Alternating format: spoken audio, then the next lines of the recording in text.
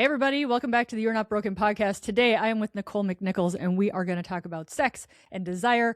And basically I'm just hoping to have like a full hour long podcast about heated rivalry. So oh my God. Welcome to the You're Not Broken podcast. You will not get me off that topic if you open that can of worms.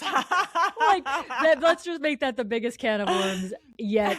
If you don't know, you should soon know about heated rivalry. And the women who love it. The straight millennial woman and Gen X, all demographics who are obsessed. Yep. Obsessed with heated rivalry.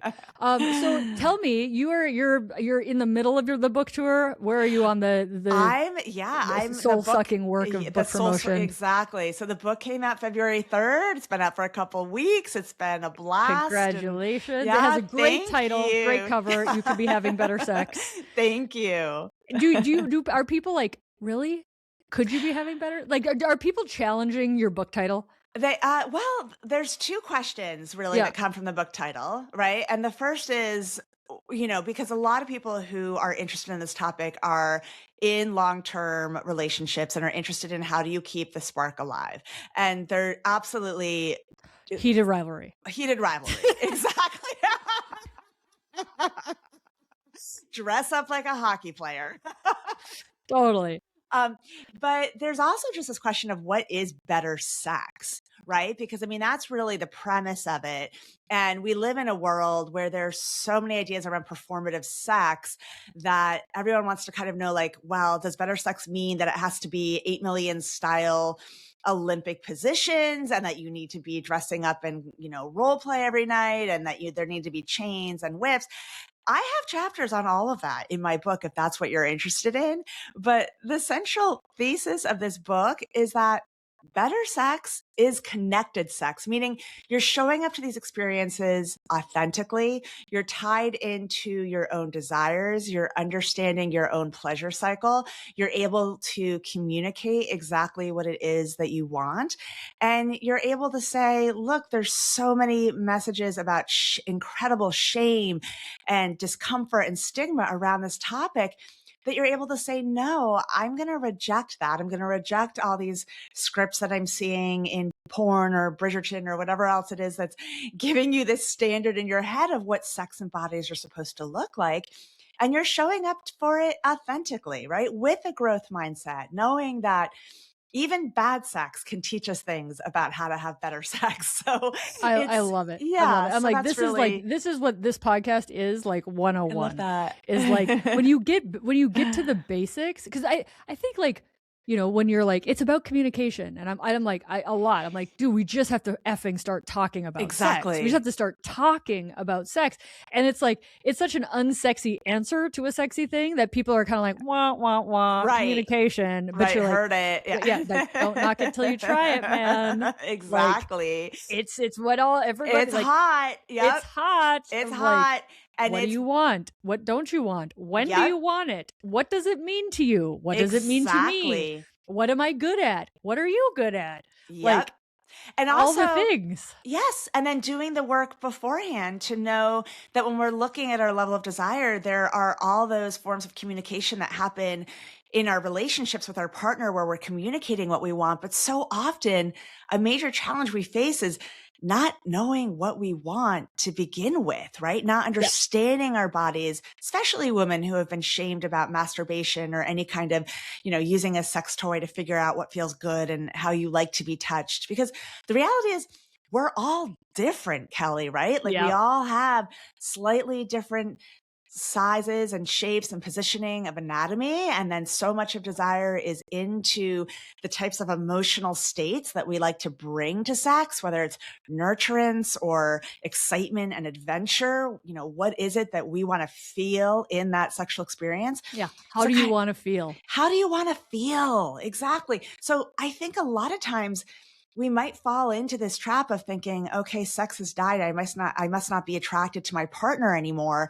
And it's first recognizing maybe I've stopped feeling attracted to myself. And how can I get myself, right, back to a place, Ooh. where I feel strong. I feel excited about things in my life. I feel confident. I feel in touch with my body. I feel like pleasure isn't something that's just superfluous or a treat, but that really is my birthright, and that it is important both to my own psychological, mental, and physical well-being, but also to my relationship, also to my experiences with other people.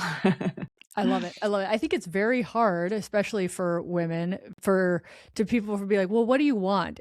I love the metaphor of like, if you were just at like a restaurant that only served chicken. Right. Your whole life, there was just chicken. And then people are like, but what do you actually want? You can have whatever you want. And you're like, I don't know. I only know chicken. Exactly. Right? Like, it's actually like a very daunting question to be like, I know you don't know anything besides chicken, but what do you want? Right. And I find like, I want your tips, because I find reversing it to be like, what don't you want? Yes. And you reverse engineer that of like, I don't want to be cold. I don't want to be underappreciated. I don't want to only have you have an orgasm, right? Because then you can be like, okay, so what you want is orgasmic equality, warmth, connection, blah, blah, blah, blah, blah, blah, blah, blah. Exactly. So how do you help people with the what do you want question when they've only seen chicken in Hollywood films? Right, exactly. Or if they've been, eating tacos and they love tacos, but nobody wants to have tacos every single fucking night for dinner, right? But like, they might be married to somebody who loves tacos. Just tacos. They're like, actually, tacos till I die. Just love tacos. And what a lot of people don't realize is that in long-term straight relationships, women actually lose their taste for tacos, metaphorically speaking, faster than men do. In other words, novelty plays more of a role in the maintenance of sexual desire for women in straight relationships than men. So, and yet we have not been given the permission to explore what else we want to try besides the chicken. And women have been punished for wanting something other than tacos. Yep. Because we've normalized tacos. Exactly. We're like, we've got Hollywood movies about tacos. We've got top 10 country hits about tacos. We've got a man saying tacos are fine, honey. I'm fine with tacos. Why aren't you fine with tacos? Exactly. So she feels broken. Right. For not desiring tacos. Exactly. Or thinking that she should be having multiple orgasms to tacos when only 18% of women can orgasm from a fucking taco. I love how long we've kept this going. I know, we've now officially talked about tacos more than heated rivalry. But I gave a talk like years ago with this amazing woman who was all about like tantra, and like she's like, I'm going to tell women about the 17 different ways to have an orgasm. I love that. And I'm like, please don't though. Because I know. They can't have one orgasm right now. If you tell them there's 17 that they're missing, like there's like a shame, competitive, like check the box. I'm just like, let's talk about one orgasm first before the 17. I talk about that right in the beginning of my book, because on the one hand, we are, making progress in talking about the importance of female pleasure and explaining that there's different ways we can experience pleasure.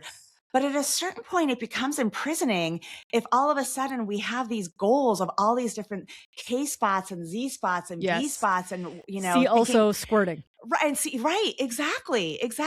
But I want to go back to this really interesting question that you raised about, okay, so how do we figure out what it is, that we want, right? And yes, absolutely figuring out, okay, I don't like it when you, initiate sex by grabbing my boobs. I don't like it when I'm cold, right? I immediately thought of that study where women who are wearing socks in the MRI were more likely to orgasm than women not wearing socks. Like, being cozy is important, right? Yeah. Well, I think it comes down to like safety at the end of the day. It's safe. That's true. That's true. And then also it's, maybe having sex late at night after, if you've got young kids and you're just exhausted and touched out, is not the right time of day. So maybe you don't like that. But what's equally important, I think, and what I often advise people to do is with your partner, think about the absolute best sex that you've ever had, right? And this can be a fun conversation to have with your partner, with your clothes on, not in a place where you're feeling vulnerable, but just think back about what those positive experiences were. What did you do? How were you feeling? What was the emotional state like? Maybe you were on vacation and in a different place. Maybe you were not feeling stressed out and had a chance to unwind during that day and close your laptop earlier, or take a bath. Maybe it was that you had just had a conversation with your partner about things that you were really interested in and things that you were sort of your hopes and dreams and what your goals were. Maybe it was just that you were laughing and had a moment where you were play wrestling on the bed and it was just playful and whimsical, right? But I think that if we can, or maybe it was that amazing thing that they did with their tongue, right? So what if it was with a different partner? So I think there are people like, I don't want to talk about that because what if it wasn't with my current partner? No, it's amazing sex with your current partner, because that's what you're building on, right? And that is an important clarification, because if you're thinking about, first of all, the best sex you had with a different partner, we are so skilled at building up in our minds the grass our is past greener syndrome. Exactly. Remember when I was 17 and everything was perfect, and they're like, but things weren't perfect when you were 17. Perfect. You were actually a hot mess. Yeah, right? you were. It was actually a disaster. It was a disaster.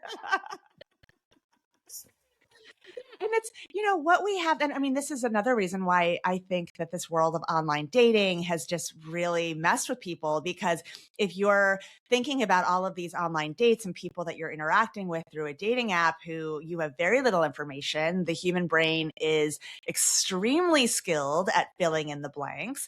And what do? We fill in the blanks of people we don't know that well, but who we might be a little excited about, with every trait that we can think of that comprises our list of what the ideal partner is. And so don't compare the sex that you have in front of you that is real, with the real person, with all of their amazing, incredible faults and flaws, the way all humans have. Don't compare that with the sex that you are having with that other person, because that's not real, right? It's you're coloring it in a way that it wasn't. So think about, right? Maybe it was early on in the relationship. Maybe it had to do with just feeling really, really seen, right? I think that, one of the conversations I've had, over the years with the Gottmans is just this idea that we tend to think that in order to have hot sex, we need to have all of this mystery and desire. No, we need to have love maps. We need to see each other. We need to be curious about what the other person is interested in, what they want, how they're feeling. If you are, if your partner is making bids for connection and is interested in, I'm sort of a nerd. So a few months ago, I got really excited when they discovered that there were those molecules on some other planet that could signal life. I guess my husband, I don't know that he cares that much about that, but he saw I was excited, so he got excited. Yeah. And that helped me feel turned on, right? Yeah. We don't think that these things that exist outside the sexual domain play into our sex life, but they do, right? Our sense of desire, it's not just about the positions and the places. It's feeling really seen and feeling emotionally connected with our partner and figuring out, how do I get to a place where I can experience that? I see this a lot, and I feel like it's not talked about very much, is, again, stereotypically, because we stereotype in these sort of conversations, but women want to be desired. Yes. And they don't want to be used. Yes. And sometimes that's a fine line. Yep, exactly. Which actually is kind of the perfect segue into heated rivalry, because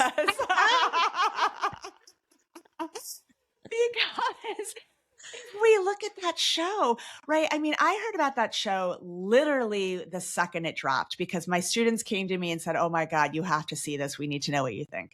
And so I was sort of expecting it to be nonstop sex, but if you actually watch the show, yeah, I mean, there are some really hot sex scenes, but what that show is really about is what you just mentioned, that sense of wanting to be desired, right? It's about that longing that we see that is just such an incredible turn on.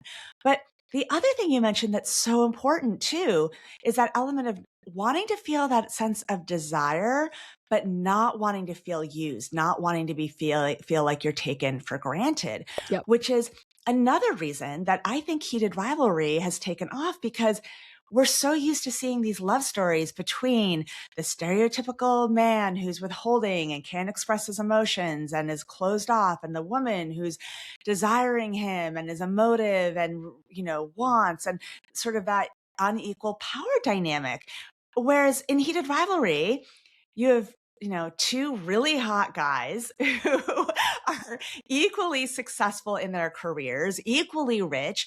There's this level of egalitarianism between it, which actually is really sexy, because when you have equal power, when both people are really interested in each other, are really curious about each other, then that's going to prevent one person from being felt like they're just being used, right? Yep. I mean, Yep. not to get crass about this, but if you go into a sexual experience and it's just about what one person wants, what one person feels, what one person's turn-ons are, it's really easy for the other partner to start feeling like they're just a masturbatory sleeve. I mean, sorry for that image, but Yep. that's what sex becomes reduced to when we have those really unequal power differentials. I think the power differential is not brought up. I'm to the point where I'm like, the power differential has to be brought up daily at this point Yes. because it's so not brought up.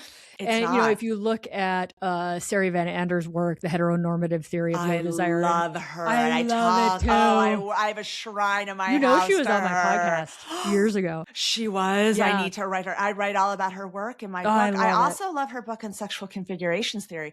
But I've done. You're like, and now we're gonna nerd. Yeah, and now we're gonna nerd out. Like bad. Sexual. Yeah, exactly. But and she actually read my manuscript and gave some feedback. I mean, I literally worship her so much. But her heteronormative theory of sexual desire in women is brilliant. It's groundbreaking. And we need to talk about it every single day. Yes, exactly. We need to talk about it every single day. Kristen Mark has also done some really brilliant work in this area, looking again at what are not just the factors that are happening in terms of communication, but also just the sociocultural factors, like the fact that, as Van Anders points out, there is so much exhaustion being experienced by women in midlife today. Because when you look demographically, yes, women are out earning men. Their careers are advancing at a faster pace. They're being educated at a faster rate. I mean, do you know how hard it is to get into college nowadays? If you're a woman, it's actually, you're being held to an entirely different standard. Interesting. But the reality is that, at the same time, the proportion of household labor that women are doing, even if they're making more money, has doubled. It's still double. It's doubled. And it's almost like, I've wondered why that is, and we can only speculate, but I mean, part of me wonders, do we feel the need to double the amount of household labor that we're doing so that we're not making our male husband feel emasculated by the fact that we're out earning him? I don't know what it is. I think it's so many different layers. One layer that I think, and not to blame it on the man, is society telling women your standard for a house is different. Like a dude's like, I'm fine with this. That's shit interesting, here, right? But it's like, look at every single cleaning product marketing. My gosh. Like woman's standard for what okay is different than what a man's standard for what okay is. It is. We're and being marketed to. Yes. And when you look at social media and all these influencers of these, mom influencers and house influencers. Oh, and by the way, I just redid my kitchen by myself. Right, exactly. Right, like that's insane. I did it myself. Yeah, exactly. Right, and don't forget to have spontaneous sexual desire though for your partner who has different standards about how a house should be run, because he's not socialized to be Superman. Exactly. And that's the problem, is that we have been socialized to think that we should just be so grateful that now we have the opportunity to be Superwoman, when nobody's really talking about the exhaustion that brings being with Superwoman it. Exhausting. Well, and I think the other thing, tying it into spontaneous sexual desire is like the exhaustion and the sympathetic nervous system required to go is like the frontal lobe of high functioning strategic planning is very different than the brain, which is rest, digest, orgasm, pleasure, present moment, parasympathetic, right? And so and that's why shift nervous system states to have good sex. And that's why, I really, when you look at the literature, and yes, it does suggest that planning sex, and that is something that comes up again and again as a recommendation among sex therapists, but we can't just expect ourselves to be unloading the dishwasher at 8 p.m. at night and hop into bed and think that we're just going to get turned on and have multiple orgasms. Yeah, right? I recommend a 2 heated rivalry episodes first. at least. Dude, heated rivalry. I was just like texting girlfriends, like it's like Valium but better because it promotes sexual function instead of dysfunction. Yes, and I mean it's slightly addictive.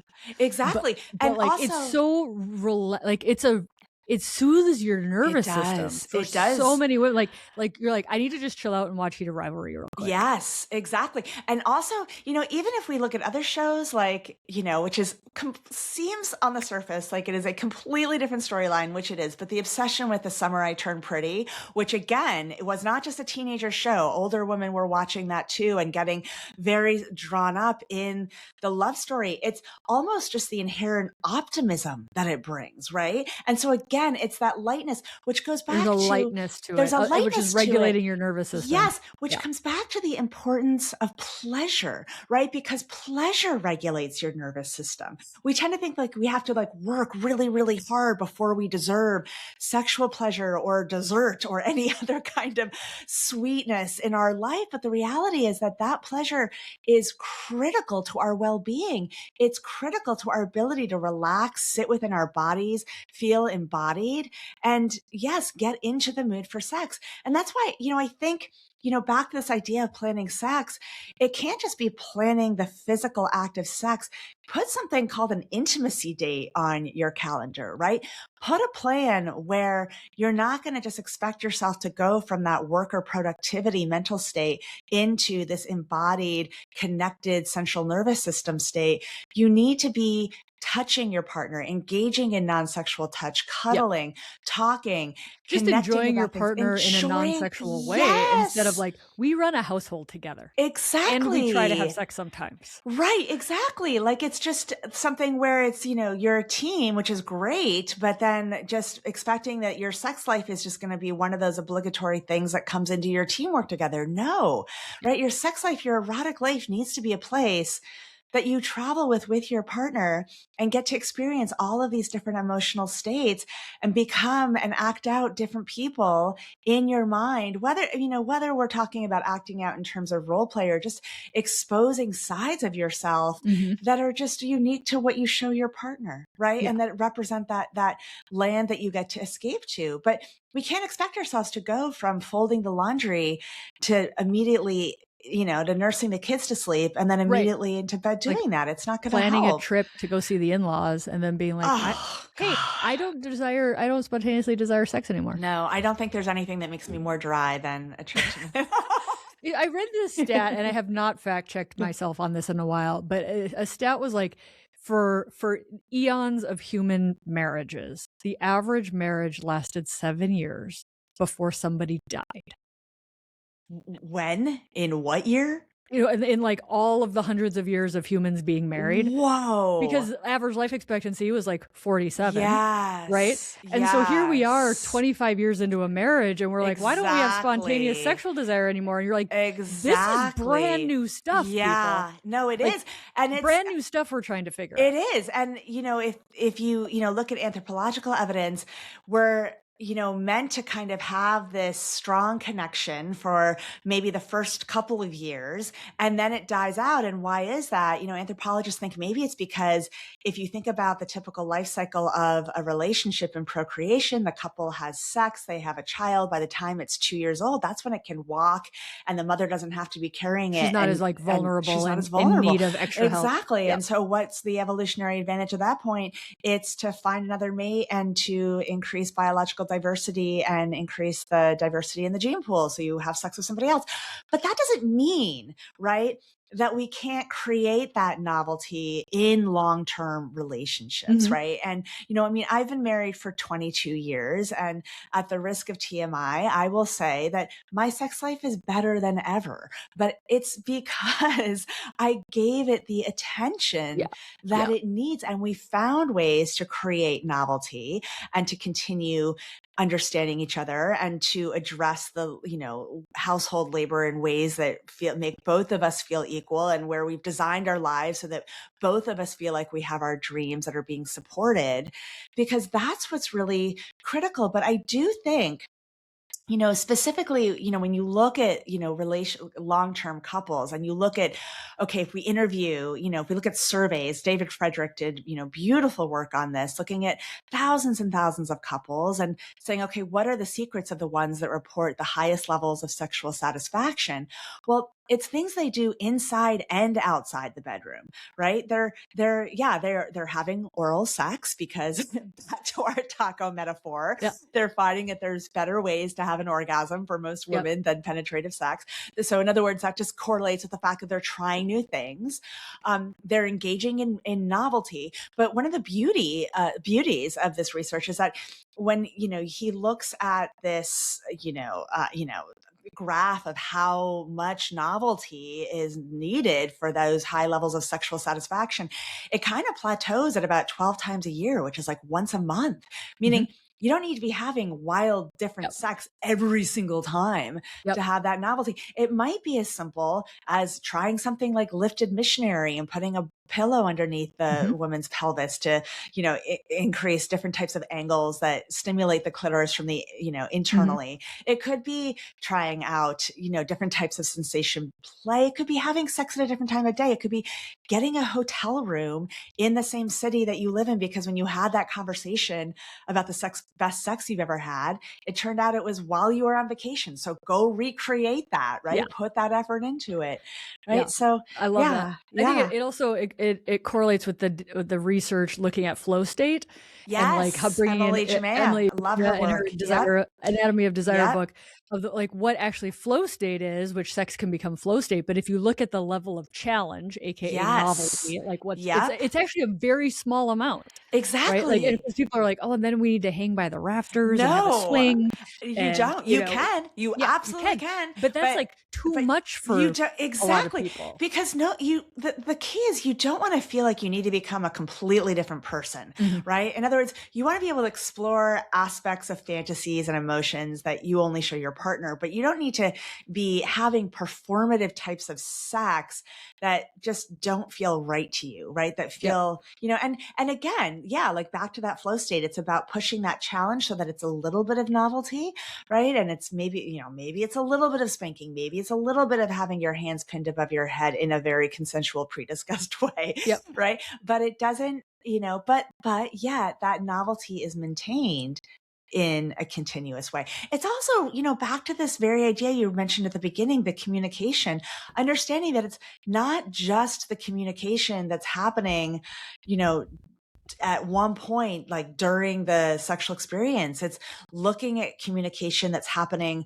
before, during, and after the sexual experience, because the reality is that the pleasure cycle, we know at a neurological level, is not just occurring at the moment we're having the orgasm or biting into the chocolate chip cookie or whatever it is that's bringing pleasure. There's a wanting stage, a liking stage, and a learning stage. And we need to be communicating during all three phases of that pleasure cycle if we want to be optimizing the experiences that we're having, right? And so if we can look, I think, in talking about spontaneous desire again, everybody thinks that the spontaneous desire for sex happens before sex, right? And we're like, it can actually happen during sex. Yes. And oftentimes, and it's not talked about, it happens after sex. It does. That was so good. I always forget. I always forget how good that is. Remind me, we should do that more often. That was so good. Couples tell me that all the time. I'm like, why don't we do this more often? After sex. Yeah. Exactly. Let's do this again tomorrow. Yeah. It's, and that's exactly right. And which is why, it goes back to this fascinating thing about human beings, which is that behavior and thoughts are a two-way street, meaning sometimes, and look, conversations around consent, which have been critically important, have had a little bit of this unintended consequence of, I think, making a lot of women feel like if they aren't totally in the mood and have that spontaneous desire right from the beginning, that they shouldn't even try to have a sexual experience. It gets very slippery. It gets very slippery. But the reality is that sometimes, that pathway from desire to arousal to physiological response is quite circular, and meaning your body needs to be cuddled up against your partner. You need to be slowly touching, slowly exploring. And you might find that it's only after that touching initiates Yep. that your body begins to feel warmed up. And then suddenly your body thinks, oh, this. Oh, yeah. Okay. I remember this. I remember this. This feels amazing. This is okay. And one of my favorite pieces of data shows that, although people in long-term relationships, when you survey them at the beginning, which do you think is more satisfying, planned sex or spontaneous sex? Everyone's like, oh, well, obviously spontaneous sex. When you ask them to keep daily diary studies and rate how satisfying the sexual experience was, they're exactly equal. The people who are reporting that it was planned, that they went into the experience, not totally knowing if they wanted it, but gave it a try, got turned on, ended up having lots of orgasms. Those people say that those experiences were just as satisfying. So we need to get rid of this idea that spontaneous sex is the only way to have a great experience, because there are multiple pathways in. Yeah. I love it. I love it so much. So you teach young people, college age people. And, here we are, the Gen Xers thinking like, oh, young people have it so easy now. They have so much access to everything. They're fine. And I'm like, they not fine. They are so not fine. They are not fine at all. So can you give us some insight into like college brains right now and exactly. sex? I mean, and I think that this is, so many people our age want to especially understand this because we have kids, right? Who are going to be this age, or we're working with kids that are this age. So the dynamics of the sex and dating lives of people in their college age students today, Gen Z, is extremely different than the challenges that we're dealing with. First of all, this is a generation that grew up mostly learning about sex from porn. Mm-hmm. When, I poll students in my class about their porn use habits, I don't even bother asking them, have you ever seen porn? The question is, how often do you watch it, right? And how early did you start watching it? Yep. And, the benefit of having such a large class is that what I find polling my own students largely maps on to what we see with nationally representative data, which is that they're all kind of starting to watch it at a somewhat regular frequency around age 13, 14, right? There's some data showing, I know this figure of 11 gets tossed around a lot. I think that number is more when they maybe stumble upon it accidentally, maybe see it one time at a friend's house. But when they start actively going on to Pornhub and looking for it is around 12 to 14. And the issue is, we can look at, policy that's popping up into place. For example, in Washington state, there's, laws in the legislature right now that are, being considered to make it so you have to present an ID, before you're allowed to go on to something like Pornhub. Of course, the danger with that is that then you would limit access to any kind of sex education just because the definition of porn is so fuzzy. But anyway, going back to this, kids today have worse sex education than we had when we were growing up. There's actually more bills coming out now that are limiting access to medically accurate, comprehensive education that includes things about LGBTQIA+ identities, that is limited in terms of its, explanation of, even just how the mechanics of sex work. It's really poor sex education. And it's pretty bad. Like medical accuracy is not required in the majority of states. Can you imagine if we allowed history classes to exist that weren't required to be historically? Doesn't have to be historically accurate. Just make it up. Make it up and spend 2 hours talking about something. And tell people how. Yeah. And or if we show people images of sex or bodies, that it's going to make them all of a sudden want to go out and have tons and tons of sex. No, kids are going to be interested in sex no matter what we do. No matter what. Why don't we just give them the information so they can... We need adults. We need adults to help. Yes, we do. Just like anything else. Exactly. So these kids...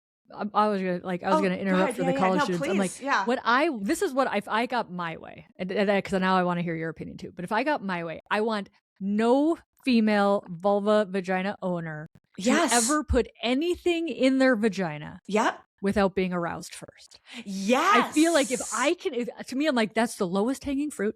If I can just instill that, you are not allowed, your pelvis is like, is this a tampon? Like, what is this? Like, you must be, or like, we don't talk about arousal at all. And if you look at the stats on pain, right? Pain, desire, you're never going to want something that hurts, right? It's like the teaching that female pelvises have blood flow and erections and arousal. Oh my gosh. That would go so far. It would. As far as helping desire and pain and all that stuff. That's what I was like, that's what I would teach them. know. We didn't even map the full anatomy of the clitoris until Helen O'Connell in 2005. I mean, the idea that it actually has these internal structures. I know. I'm like, I was joking last week. I was like, I just need to start talking about female erections more. Right, exactly. Because people look at you like you have two heads when you say female erection. They do, but it is. I mean, from the embryonic tissue, the clitoris is coming from the exact same, all of our genitals are arising from the exact same tissue. Mm-hmm. The head of the clitoris comes from the same tissue as the head of the penis. The penis is a prolapsed clitoris. It is. The inner labia just fused together to form a penis. Yeah. I mean, to form a shaft. What would you, if you had your low-hanging fruit for your college classes, what are you like, if they just knew this, we'd be in a better place? Well, I mean, honestly, I think anatomy is a big part of it, but I think if they understood that what they're seeing in porn is not real sex, and that it is, should be like a disclaimer at the beginning, like this is curated, right? Exactly. There's a director and a sound guy and makeup artists, and guess what's being cut? Like the communication, the consent, the failures, like when it doesn't go wrong, when he loses his erection, right? When the times when she gets a hamstring cramp. When she's like not and do you really think she's having an orgasm from this jackhammering that's going on for an hour that you're watching? Yes. Right? So please don't jackhammer. Please don't jackhammer. So I think that what's, and yet, even though. When are we taking this show on stage, Nicole? To go on tour. I'm so ready. Dude, but before when we have to wrap up, but I need people to, because we shared before you came on your journey with midlife hormone therapy. Yes. And I want, if you can tie that into, so many people think that women's sexual health is just psychological. Like it's just, you just need to have better thoughts about sex, or you just need to schedule it, blah, blah, blah. But it's like when the hormones exit, when we live longer than our ovary hormone production, things happen, and sex is something that changes, whether it's just pelvic dryness or desire or the brain or just focusing or being able to get sleep. Totally. Right? Like I think we can't talk about sex in midlife without talking about hormones. So can you just share your journey on that before we wrap? Couldn't agree more. And just to back that up, yes, my own personal journey is, let's go back to about 5 years ago. I was feeling kind of a little bit stuck in life in general, but I was also moody. I was flying off the handle at my kids. I couldn't really focus. I had sort of lost my desire for sex, which as a human sexuality professor made me feel like this huge imposter, as you can imagine. And then, I started to kind of think like, maybe it isn't normal to feel like this. And then I'm not making this up, but I started an Instagram account to try to, build up sort of all these educational videos that I wanted to do. And one of these accounts that I found was Kelly Casperson. Have you heard of her? You should totally He's in follow Washington her. State too, yeah? You should totally follow her. And I was like, oh my God, hormone replacement therapy. And then I started hearing about more conversations about this. And I had a friend who took me aside. She's a couple years older and kind of like a big sister, and had found, because, the thing is, Kelly, a lot of these OBGYNs, a lot of them do and are aware of the most recent research, but a lot of them are still scared shitless of that 2002 study that told us all that it was dangerous. And so sometimes you really do need to seek out somebody who has a lot of knowledge and is really up to date on the most recent research. So she did that. She connected me to a health practitioner here in Seattle. Shout out to Dr. Kate Cass. And Yay! And yeah, I'm on oral estrogen, oral progesterone, and I have a testosterone pellet, and it has changed my life.